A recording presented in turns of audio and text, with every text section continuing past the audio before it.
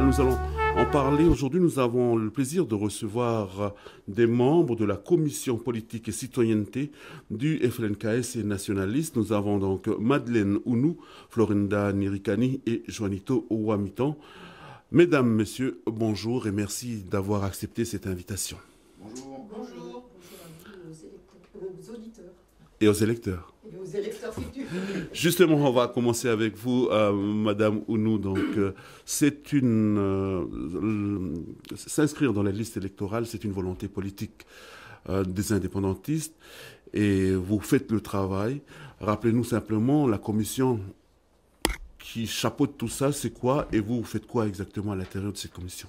Mais donc l'inscription sur les listes électorales est une démarche absolument indispensable si on veut justement emporter cette indépendance que tout le monde attend. Alors, tu me demandais La commission. Ah oui, la commission. Bien, la commission, elle s'est mise au travail face à des anomalies qu'elle a observées. Et ces anomalies, elles sont de deux ordres. Mais la première anomalie qui nous a beaucoup mobilisés, qui continue de nous mobiliser, ce sont des électeurs kanaks qu'on a découverts.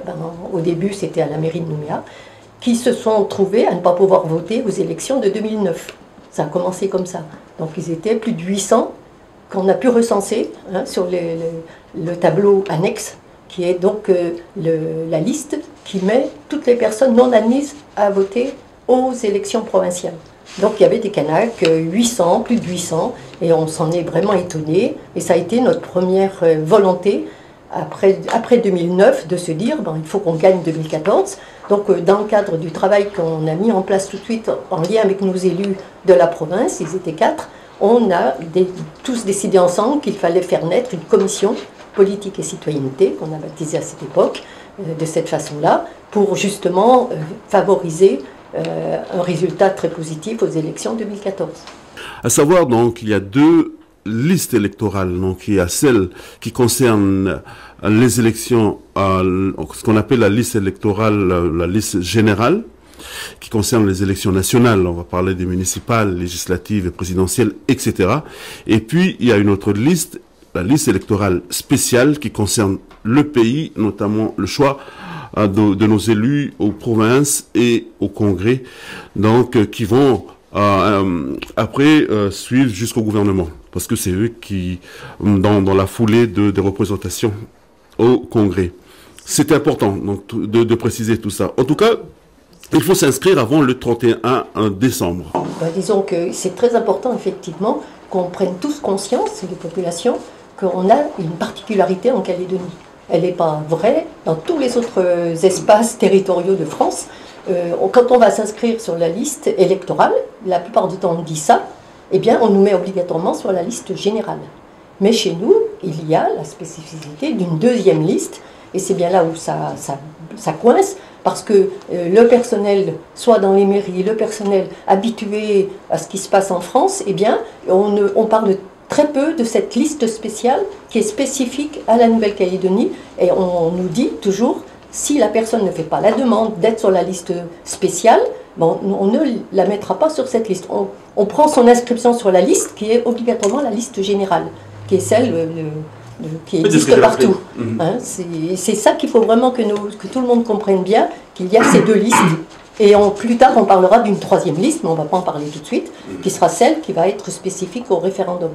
En tous les cas, l'intérêt donc de ce que vous faites, c'est de s'inscrire. Florinda, je suppose que vous avez un complément, donc après la petite échange qu'on a eu là, sur les inscriptions. Politiquement, c'est nécessaire, et également, il faut inciter auprès des jeunes à aller s'inscrire. Oui, politiquement, c'est nécessaire dans la mesure où on dit que le combat, il va se gagner démocratiquement. Donc nous, il nous reste 3 années. Et on appelle, je veux dire, il est essentiel pour nous que les gens puissent prendre conscience déjà de faire leur démarche d'inscription, parce que ce qui est difficile dans ce travail-là, c'est qu'on n'est pas inscrit automatiquement. C'est pas parce qu'on a 18 ans qu'on va être inscrit automatiquement. Il faut aller vérifier, il faut aller en mairie, il faut se rendre en mairie pour vraiment vérifier si on est bien inscrit sur les deux listes. Et puis le combat, il est dur aussi, parce que faut pas se cacher. Je veux dire, là, les auditeurs, ils nous écoutent. Faut pas se cacher, les gens aussi disent ça sert à quoi d'aller voter, on va voter pour faire quoi, c'est toujours les mêmes choses. Il y a aussi ce discours-là qu'il faut pas je veux dire, mettre de côté, parce que nous, on est au contact avec la population, et c'est ce discours-là qui revient souvent. Après, nous, on insiste sur le fait que, enfin, on insiste plutôt sur le fait que, bah, dans l'histoire de notre pays, nous, en tout cas, la génération des plus petits, notre participation pour la construction de la nation de Kanaki, c'est l'exercice du droit de vote, parce que c'est avoir une certaine reconnaissance que le fait qu'il y a des vieux qui se sont battus pour que nous, on soit citoyens dans notre pays. Et c'est surtout pour ça. Donc après, le choix, après, il sera libre pour dire que vous allez voter, c'est le bulletin de vote que vous allez laisser, c'est votre liberté. Mais prendre conscience que chacun doit faire sa part, ça, c'est ce message-là qu'il faut marteler. Et puis, voilà, je laisse la parole à Nito, parce que, voilà, il y a des outils de communication qu'on met aussi en place. Effectivement, donc, Jonito, il y a des outils, justement, comme dit Florinda, donc, pour cela. Tout à fait. Donc, on a, bon, comme on peut dire, Florinda et Madeleine, c'est qu'on a beaucoup de jeunes dans ces personnes-là qui sont inscrites sur le tableau annexe. Et donc, pour toucher ces jeunes-là, on a réfléchi à un certain nombre d'outils. Et puis, donc, on a créé des outils, tout simplement, qui sont adaptés. Donc, il y a des pages sur Facebook, Commission Politique Citoyenneté. Donc, les jeunes qui souhaitent avoir des informations, s'ils n'ont pas de crédit pour appeler les numéros qu'on va donner plus tard, mais ils peuvent aller sur Facebook. On peut déjà le donner maintenant. Qui a les numéros qu'on peut appeler, si vous avez devant vous maintenant? Alors, il y a Marika, au 84 90 96, 84 90 76. Il y a Florinda, qui est là. Donc Florinda au 52 71 03. Il y a Madeleine, 82 51 09. Il y a Nalep au 91 59 65. Il y a Jean-Philippe au 92 13 32. Et moi-même au 71 11 64. Donc il y a des coordonnées téléphoniques, mais il y a aussi, voilà, comme je disais tout à l'heure, des outils. Hein. Donc une page Facebook pour que les gens puissent suivre l'actualité, puissent disposer d'informations sur les démarches, etc. à entreprendre. On a réalisé ensemble un livret. Donc c'est un livret qui définit, qui donne un peu les éléments, parce que liste électorale, liste spéciale et tout ça, des fois c'est un peu compliqué. Même quand je parlais tout à l'heure, je mélange un peu. Voilà, donc on a essayé de simplifier, de banaliser un peu les termes, les infos, pour que les gens puissent comprendre les démarches. De personnes kanak qui ne sont pas identifiées citoyennes de leur pays. Et la seule solution pour qu'elles deviennent citoyennes de leur pays, c'est qu'elles doivent retourner impérativement en mairie, et cette fois-ci réclamer plus seulement à être sur la liste générale, elles le sont déjà, mais de réclamer à être sur la liste spéciale.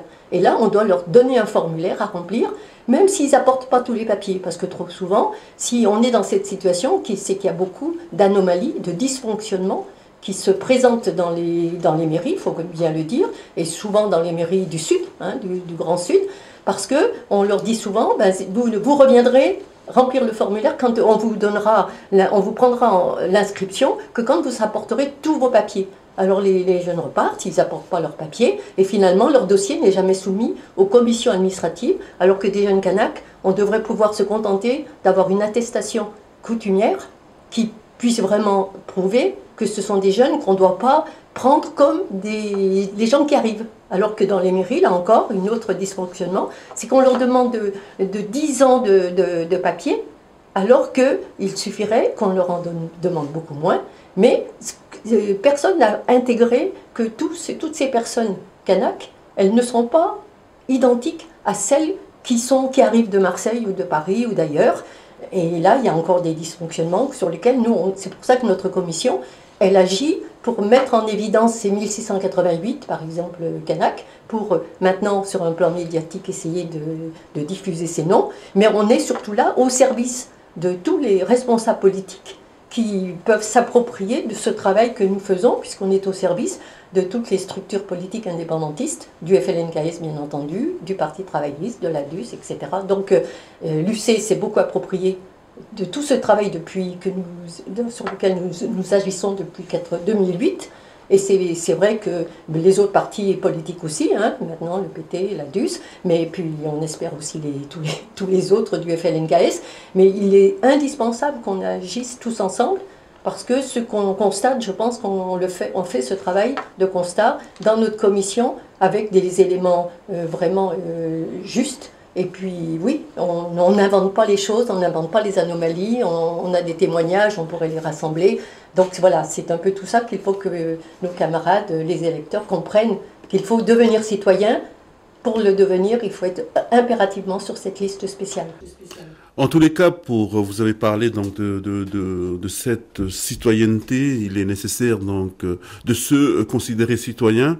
J'imagine quelqu'un qui a été s'inscrit l'année dernière, qui n'a pas pu voter cette année, il y a un certain découragement, ou quelqu'un qui va s'inscrire et puis à chaque fois on lui demande d'aller chercher telle paperasse ou tel papier, etc. Qu'est-ce que vous leur dites à ces gens-là de ne pas se décourager, qu'est-ce qu'on peut leur dire, par exemple? Non, il faut qu'ils persistent. Comme Mado, voilà, s'acharne à dire, hein, c'est que déjà, d'une part, la commission, normalement, elle ne devrait pas exister. Parce que si les choses étaient faites comme il avait été décidé, comme il avait été acté, ça a été acté, ça. Il y a une loi organique qui a été rédigée, qui a été validée dans ce cadre-là. On ne devrait pas, nous, se casser la tête à pointer les gens qui ne devraient pas être sur la liste, des gens à aller. Voilà. Ça, voilà. Donc, c'est pas normal. Ça, c'est bien de le dire aussi en radio. Parce que, bon, voilà, on fait un travail, c'est du temps, etc. Et c'est souvent compliqué. Bref, mais ces gens-là qui ont du mal à s'inscrire, il ne faut pas qu'ils se découragent. Parce que comme Mado elle a dit, les citoyens calédoniens, les citoyens de notre future nation, la base aujourd'hui, c'est ça. C'est dommage de le dire, hein, mais c'est aujourd'hui, comment on définit les citoyens calédoniens, c'est via les mêmes critères que sur la liste spéciale. Donc c'est pas normal que quelqu'un qui est entre guillemets, normalement citoyen, n'est pas inscrit sur la liste spéciale. C'est pas normal que les Mélanésiens, les Kanaks, hein, on ne sort pas nous du Japon ou de l'Afrique de l'Est ou de l'Ouest, et on sort d'ici. Donc c'est pas normal que les autochtones, on puisse pas voter, on puisse pas être inscrit directement sur la liste. Voilà, c'est toutes ces choses-là. Donc bon, faut pas se décourager, il faut y aller, et puis comment on a besoin que les choses se fassent. Voilà, on fait un travail aussi, on sollicite les gens, il faut que tout le monde met un peu la main à la pâte, il faut que les gens, enfin c'est le minimum quoi. Hein. Vous n'êtes pas en train de forcer les gens à le faire, mais par contre, vous les aidez ou vous les appelez simplement vous faites simplement les choses qu'il faut faire, les aider à faire ce qu'il faut faire pour être un bon citoyen. Ce qu'on peut dire quand même, c'est qu'on est disponible, on essaye de se rendre disponible le plus possible pour aller peut-être jusqu'à accompagner quand des problèmes se posent réellement dans certaines mairies. Et là, lundi prochain, moi je vais accompagner une personne paralysée, handicapée. C'est son mari qui va faire les démarches pour elle, parce que vous savez aussi que toute personne qui ne peut pas aller elle-même en mairie, il faut bien qu'on sache aussi qu'il suffit de mandater quelqu'un par un courrier, de lui remettre tous les documents que nous-mêmes on aurait voulu déposer en mairie, pour que la démarche puisse être prise en compte par la mairie. Donc c'est donc son mari qui est mandaté par cette femme handicapée, et cette femme handicapée ne comprend pas, on s'est téléphoné là, parce qu'elle avait déposé tous ses papiers, elle avait déposé un relevé CAFAT, elle avait tout fait, ses enfants, son mari ont pu voter, puis elle n'a pas pu voter.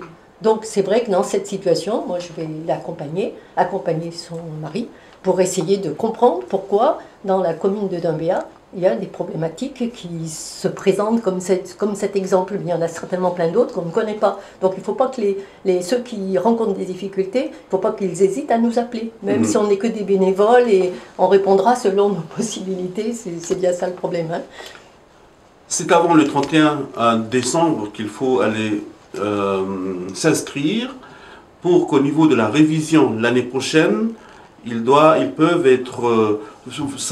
voir qu'ils sont bien inscrits. Donc il n'y a pas d'élection l'année prochaine, mais en tout cas, il y aura une révision au mois de mars. C'est bien ça, madame?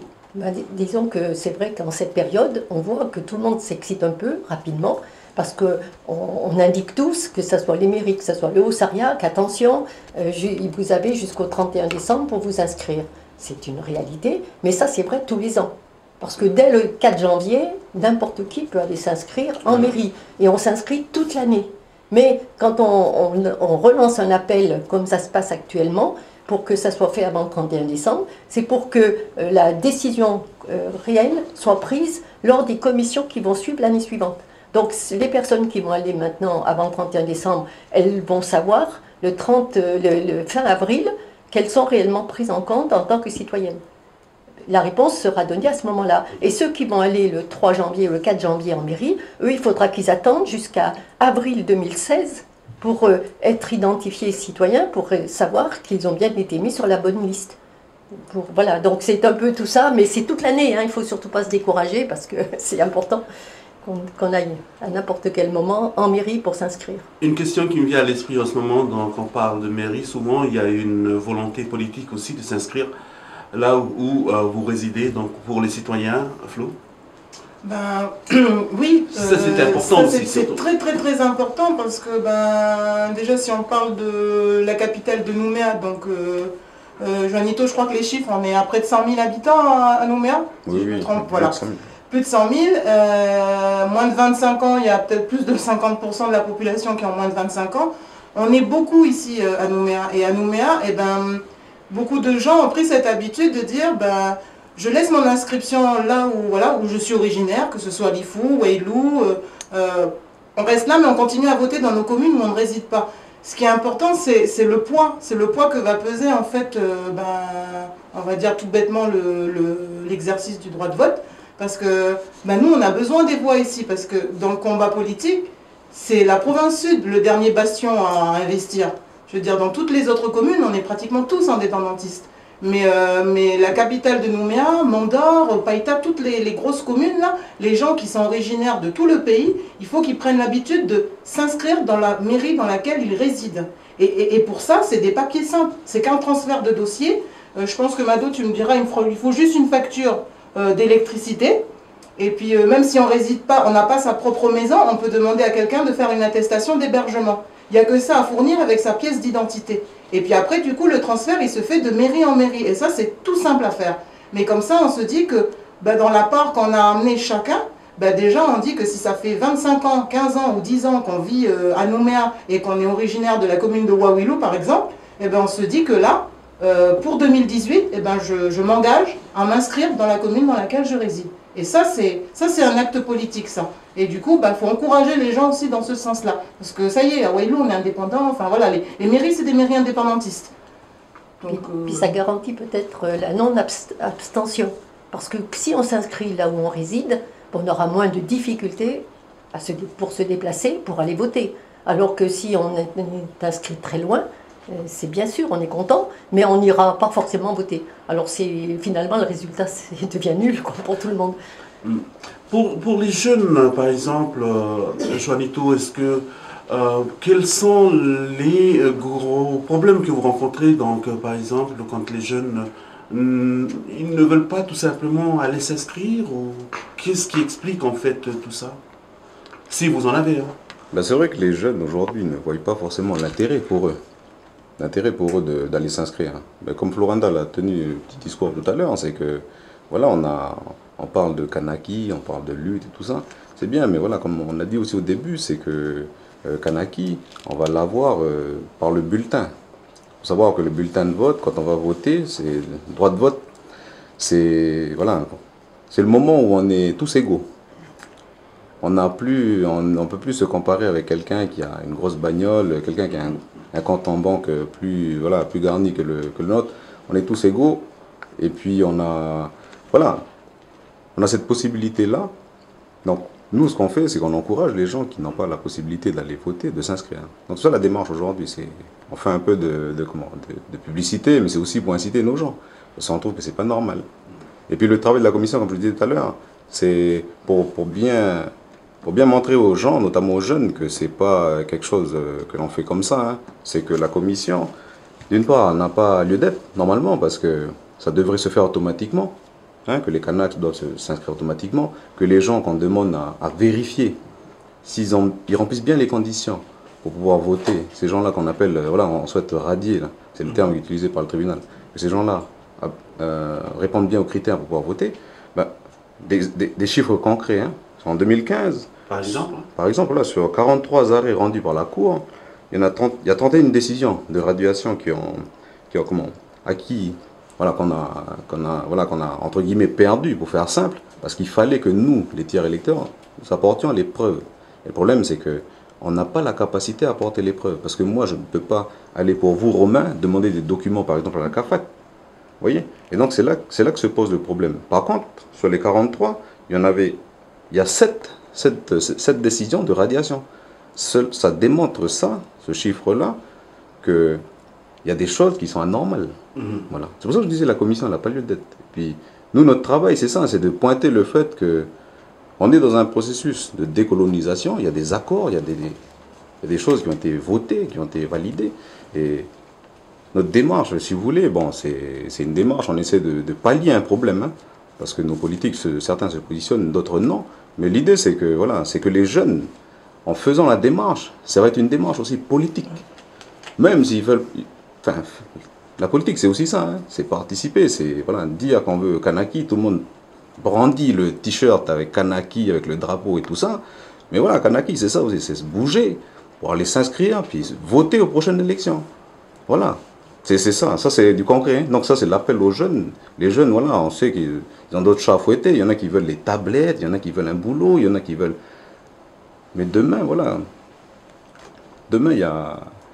En tant que citoyen, c'est un devoir aussi. C'est un devoir, parce qu'on a besoin de ces jeunes-là pour construire le pays. Et la construction du pays, même si aujourd'hui, ils n'ont pas de tablette, ils n'ont pas de... etc. Voilà, ce qu'ils peuvent faire aujourd'hui, c'est aller s'inscrire, et puis déjà devenir citoyen. Voilà, parce que c'est pas donné à tout le monde aujourd'hui. Il y en a plein là qui roulent en Porsche Cayenne et tout ça, mais ils ne sont pas citoyens ici. Voilà, donc voilà. Et dans d'autres pays, des gens ne peuvent pas voter, ils ne peuvent pas voter également. Donc ici, il faut s'inscrire pour aller voter. Si tu permets, il y a Joanito qui a ouvert le volet d'une deuxième anomalie, qui donc a été prise en charge par notre commission, qui est bien cette nécessité de vérifier si les gens qui sont sur la liste spéciale sont réellement des citoyens, remplissent les conditions. Et c'est là où on a pu recenser plus de 6000 personnes qui ne sont pas, pour nous, suffisamment prouvés citoyens, parce qu'on ne les a pas... on n'a pas appliqué tous les critères. Et ça, c'est un travail que les commissions administratives n'ont pas fait. Et nous, on dit qu'on nous laisse entendre souvent qu'on construit un destin commun sur l'exclusion. Non, pour nous, ce n'est pas l'exclusion. C'est simplement que ces personnes-là, les 6000 personnes qu'on a identifiées, n'auraient jamais dû être inscrites. Et c'est bien là le travail des commissions administratives qui pourtant auraient dû garantir, hein, comme disait Joanito, un sérieux travail pour appliquer les textes juridiques qui sont pourtant votés, qui ont été votés par l'ensemble des groupes politiques, aussi bien de droite que les indépendantistes, eh bien, ça n'a pas été vécu comme ça au sein des commissions administratives. Donc on est malheureusement toujours encore dans cette situation de dénoncer le manque de vérification de ces plus de 6000 personnes. Et on ne sait pas comment l'État va répondre à cette question. Ils n'ont toujours pas répondu, malgré les interventions de nos responsables politiques, et au niveau de l'ONU, et au niveau de l'État français. Et, bon, c'est surtout le groupe UC, effectivement, qu'on remercie, qui intervient beaucoup, suite à toutes nos observations et nos recensements. Mais il faudra bien que l'État nous réponde, quoi, pour savoir si réellement on accepte que des gens composent l'ensemble de cette liste spéciale sans être des citoyens.